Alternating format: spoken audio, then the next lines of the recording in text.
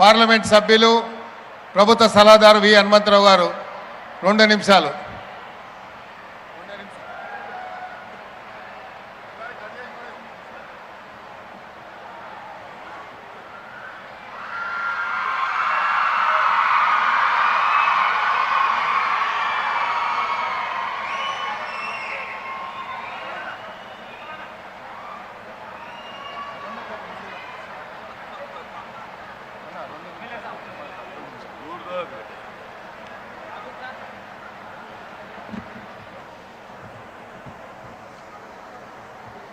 సభకు అధ్యక్షత వహిస్తున్నటువంటి మా మిత్రుడు నాగేందర్ గారు, ఈనాటి ముఖ్య అతిథి, బడుగు బలహీన వర్గాల గురించి ఆలోచన చేసే ముఖ్యమంత్రిగా రేవంత్ రెడ్డి గారు, అదేవిధంగా బట్టి విక్రమార్క గారు ఉప ముఖ్యమంత్రి, దానితో పాటు మా పిసిసి అధ్యక్షులు మహేష్ కుమార్ గౌడ్ గారు, ఆ తర్వాత మా డిపార్ట్మెంట్ బడుగు బలహీన వర్గాల నుంచి, ఎన్ఎస్ఏ నుంచి, యూత్ కాంగ్రెస్ నుంచి వచ్చి ఇవాళ బీసీ మంత్రిగా అయినటువంటి పొన్నం ప్రభాకర్ గారు, వేదికపై ఉన్నటువంటి చాలా మంది ఉన్నారా, నేను అందరి పేర్లు చెప్ప, ఎందుకంటే మా పిల్లలు వచ్చిండ్రు, స్కూల్ పిల్లలు వచ్చిండ్రు, తల్లిదండ్రులు వచ్చిండ్రు. నా ఉద్దేశంలో ఏమిటంటే రావడంతో ఎవరికి రాని ఐడియా వచ్చిందా? గతంలో మీరు చూసిన ప్రగతి భవన్ లోపలికి ఎవడు పోయేటోడే లేడు. బయట రైతులు వచ్చాయా మా పొలం ఎండిపోయింది, మా గురించి ఆలోచన చేయమంటే అడిగేటోడే లేడు. కానీ మా ముఖ్యమంత్రి రావడంతో ప్రగతి భవన్ నేను అడిగిన, అయ్యా మహాత్మా జ్యోతిరావు పూలే పెట్టాలనగానే ఇమ్మీడియట్ గా ప్రగతి భవన్ పేరే పెట్టు మహాత్మా జ్యోతిరావు పూలే ప్రజాభవన్ అన్నాడు. అంతటితో ఆగిందా? ఇవాళ సావిత్రిబాయి పూలే ఆమె జనవరి 3న పుడితే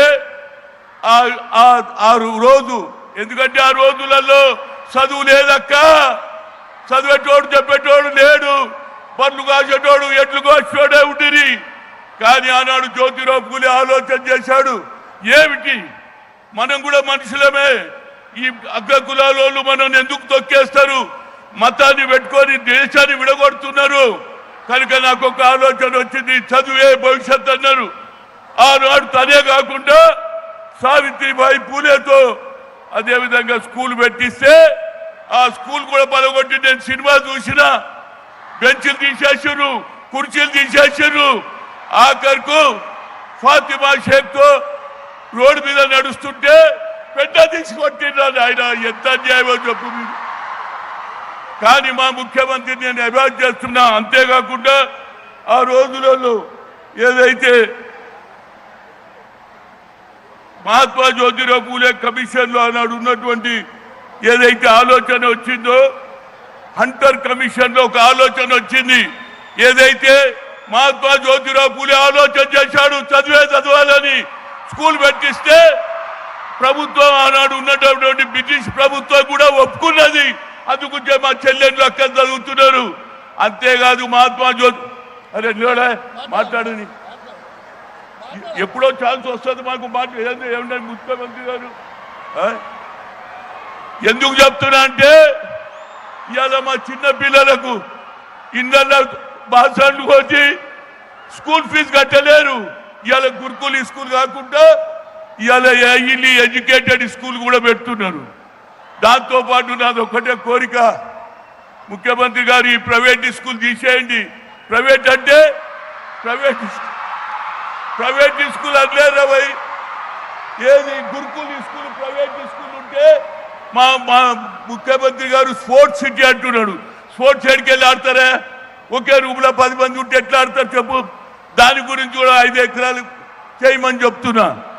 ముఖ్యమంత్రి గారు ఈ కార్యక్రమం నేను అంటాను, యావత్ భారతదేశంలో ఏ రాహుల్ గాంధీ అయితే కన్యాకుమారి నుంచి కశ్మీర్ వరకు నడిచిన తర్వాత కేవలం ఎస్సీ ఎస్టీలకే అన్యాయం కాదు, బీసీలకు కూడా అన్యాయం జరుగుతుందని we come to the power, will conduct caste wise census, జిత్తినా హిస్సేదారి ఉత్తి భాగీదారి అన్నటువంటి ఇంతవరకు నేను వినలే, నేను చూడలే. మా గురించి ఎవరు పట్టించుకునేటోడే లేడు. కానీ ఆ కార్యక్రమం కూడా ముఖ్యమంత్రి కావడంతో ఏది ఎలక్షన్ కాకముందు ఒక ప్రామిస్ చేసిండు కామారెడ్డిలో. ఏమన్నాడు తెలుసా? నేను తప్పనిసరిగా 42% రిజర్వేషన్ ఇస్తాన్నాడు.